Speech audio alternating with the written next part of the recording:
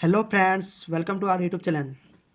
देखिए, इस वीडियो के माध्यम से मैं आपको जहांगीर तथा उसकी पांचवी पत्नी नूरजहां के बारे में विस्तार से बताऊंगा, जो कि परीक्षा की दृष्टि से बहुत ही ज़्यादा उपयोगी है।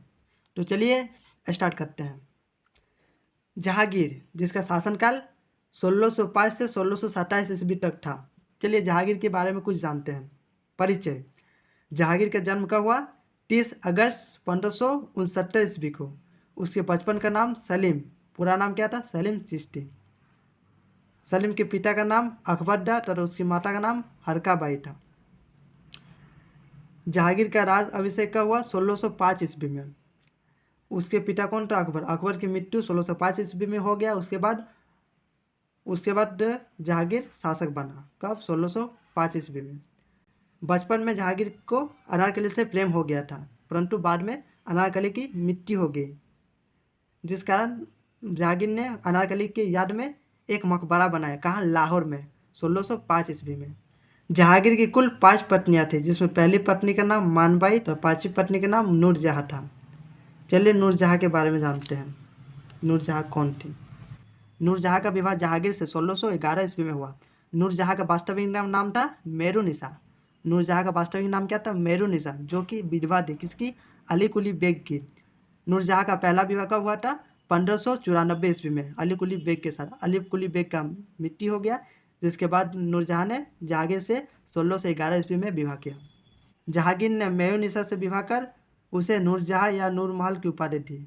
मतलब विवाह से पहले नूरजहां का वास्तविक नाम क्या था? मेरुनिसा, परंतु विवाह के बाद उसका नाम क्या हो गया? नूरजहां या नूरमहल। किसने उपाधि दी? जहांगीर ने। तथा राज्य की भागडोर नूरजहां के हाथ में दे दिया। मतलब राज्य का शासन व्यवस्था का प्रमुख प्रधान नूरजहां को बना दिया गया। जहांगीर नाम मात्र शासक रह गया। मतलब जितना भी महत्वपूर्ण डिसीजन होता था, जितना भी महत्वपूर्ण कार्य होता था, वे सभी कार्य कौन कर रही थी? नूरजहां कर रही थी। नूरजहां के शासनकाल को 2 भागों में बांटा जा सकता है। प्रथम काल 1611 से 1622। इस समय नूरजहां के गुट में मिर्जा गयास, आसफ खां और खुर्रम था। मिर्जा गयास जो कि नूरजहां का पिता था, आसफ खां जो नूरजहां का भाई था, और खुर्रम को जिसे शाहजहां के नाम से जाना जाता, कौन था? जहांगीर का बेटा था। इस समय संपूर्ण भागदौड़ इन गुटों के हाथ में था। मतलब जितना भी महत्वपूर्ण कार्य किया जाता था ना, वो नूरजहां, मीर गयास, आसफ खां और खुर्रम सब मिलकर काम को सफल बनाते थे, जिस कारण यह काल क्या हुआ? हितकारी सिद्ध हुआ। इस काल के दौरान नूरजहां एक मजबूत शासन व्यवस्था बनाए रखने में सफल हुए। द्वितीय काल 1622 से 1627 ईस्वी। यह काल हितकारी सिद्ध नहीं हुआ, जिसका मुख्य कारण चलिए समझते हैं क्या है। इस दौरान खुर्रम, जो कि आसफ खां का दामाद बनने वाला था, ठीक ना? आसफ खां कौन था? नूरजहां का भाई था।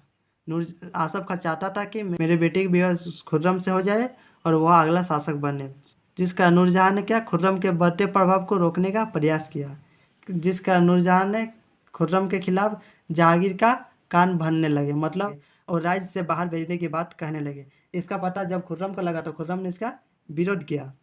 इसी दौरान क्या हुआ? नूरजहां का पिता कौन था? मिर्जा गयास, उसका क्या हो गया? मृत्यु हो गया, जो कि नूरजहां का मुख्य सलाहकार था। इस कारण से भी नूरजहां की नीति असफल सिद्ध हुई। चूंकि नूरजहां का मुख्य सलाहकार उसके पिता की मृत्यु हो गई थी, जिस कारण वह कोई फैसला सुचारू रूप से नहीं ले पा रही थी, जिस कारण यह काल क्या हुआ? सिद्ध हुआ। साथ ही आसफ खां तथा खुर्रम का विरोध करने के कारण उनका समर्थन प्राप्त नहीं हुआ। इस कारण से भी क्या हुआ? नूरजहां का द्वितीय काल मतलब असफल सिद्ध हुआ।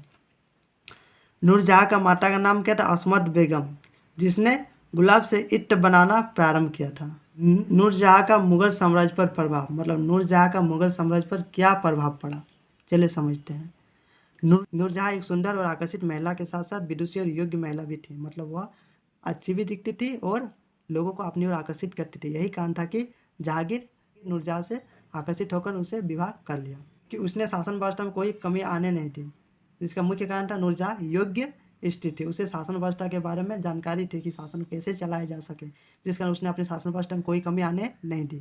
राजनीतिक प्रभाव, उसने अपने पक्षपातों को उच्च से उच्च पद प्रदान किए तथा विरोधियों को विनाश किया। मतलब उसके जो सगे संबंधित थे ना, उसको क्या? अच्छे से अच्छे पद प्रदान किए। जैसे उसके पिता मिर्जा गयास को मुख्य सलाहकार बनाते, उसके भाई को में रख लिया, खुर्रम को अपने गुट में रख लिया, परंतु उसके जितने भी विरोधी थे ना उसको क्या विनाश कर दिया। नूरजहाँ ने योग्यता से अधिक रक्त संबंध पर ध्यान दिया। मतलब नूरजहाँ को मतलब नहीं था कि कौन व्यक्ति किस काम के लिए योग्य है, उसे सिर्फ मतलब था कि अपने सगे संबंधित होना चाहिए, मतलब अपने रिलेशन में होना चाहिए, तभी जाके उसको उच्च उच्च पद देंगे। खुर्रम का विद्रोह। नूरजहाँ ने खुर्रम का विद्रोह किया। नूरजहाँ खुर्रम को अपने ग्राह का कांटा समझ रही थी। मतलब नूरजहाँ नहीं चाहता था कि अगला शासक खुर्रम बने, जिस कारण नूरजहाँ खुर्रम को अपने रास्ते से हटाना चाहती थी। इसी समय क्या हुआ, ईरान के शाह ने कंधार पर अधिकार कर लिया। इसी बहाने खुर्रम को राजधानी से बहादुर भेजने का प्रयास किया, परंतु खुर्रम ने मना किया और इसका विरोध कर दिया। इस कारण खुर्रम और नूरजहाँ के बीच आपसी तालमेल खत्म हो गया और एक दूसरे के दुश्मन बन गए।